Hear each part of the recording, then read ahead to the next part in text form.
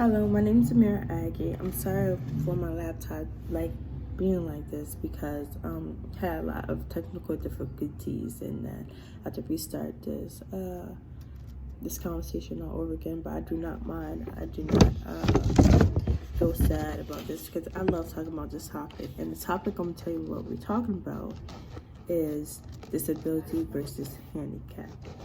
So the definition of a disability is described of a person with limitations, while a handicap refers to the impact of a person's disability has on normal activities. For example, this goes for going to school, working, playing sports, driving, or anything of that sort. What people don't know is that there's something that comes in between handicap and being disabled, and that is impairment.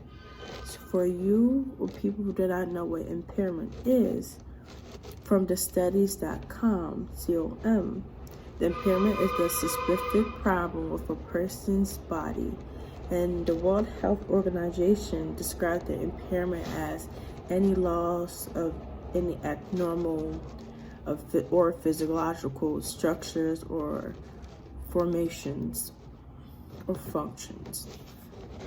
So this means that you probably can't do the exact same thing as somebody else does, so you have limitations. Okay. So going back to a disability.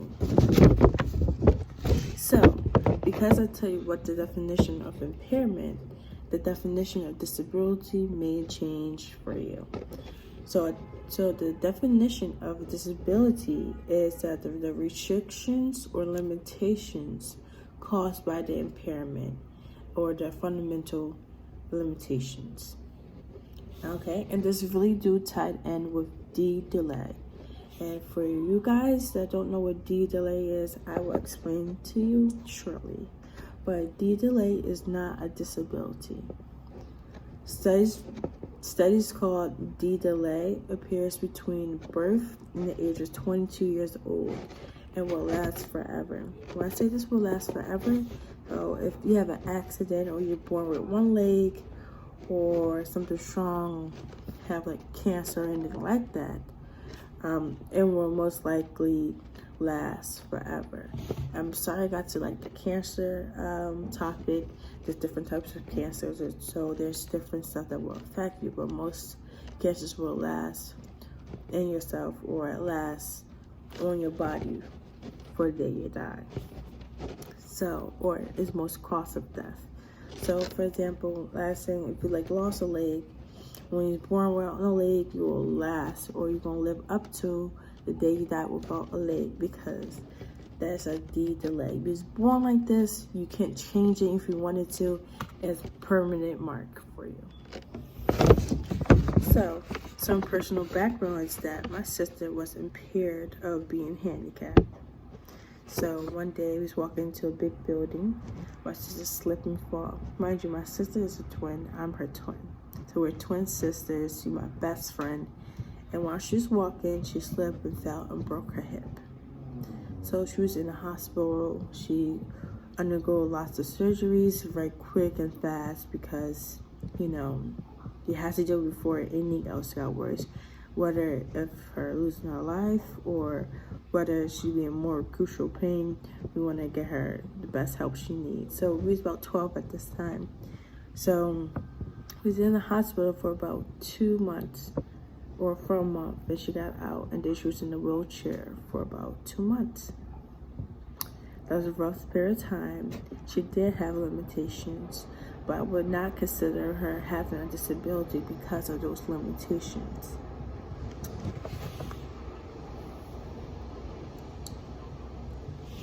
And that step and fall was really terrible. That she do have limitations to this day. We're both 17 years old, about to be 18 in a couple of days, but she still has some limitations, which is that she cannot crisscross her legs. She cannot she's not able to do a squat or a professional squat or to do a split. She's do counter, like I said, lots of limitations, but not enough for her to be disabled. She is not disabled, nor she is handicapped, but she do have limitations. Make that clear. For another example, my father, God rest his soul, he is impaired of being handicapped. Well, he was. So one day he had knee problems. He couldn't really walk on it, so then he undergo surgery for his knee. So he wasn't able to care for himself, which is get up or like go shopping or go to work. So he needs some assistance from his family, me, my sister.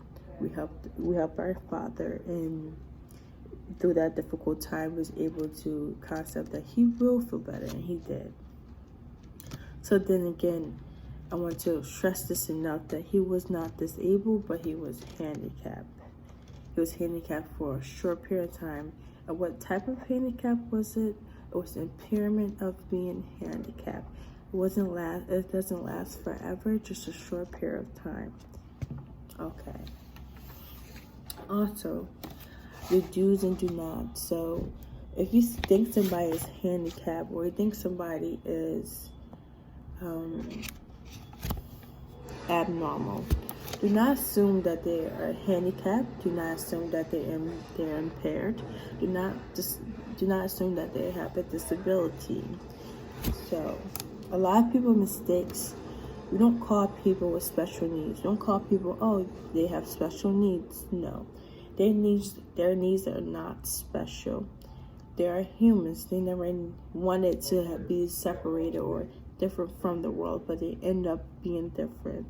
So that's with acceptance. Well, the word special need was an educational term, not a disability term. So one thing, like I said, that was so great is that disability is not a special need. So, and to respect others, to respect the future generations, do not assume. Educate yourself. Hopefully this video gave you some background and some information that not everybody is disabled or handicapped, but it's like really perplexed that it's not really down to the core. Why can't we call somebody handicapped when they look handicapped? Because nobody knows everybody's situation. So just be a little bit more open-minded with people and how people look at themselves. If they look at themselves being great, go for it, perfect, you should view them as great, going for it and perfect, because somebody must have felt happy for them to like know their condition. They're happy that they know their condition. They're happy that if people would be understanding of their condition, not always assume. My name is Samara Aggie, and this is my presentation of disability versus handicap.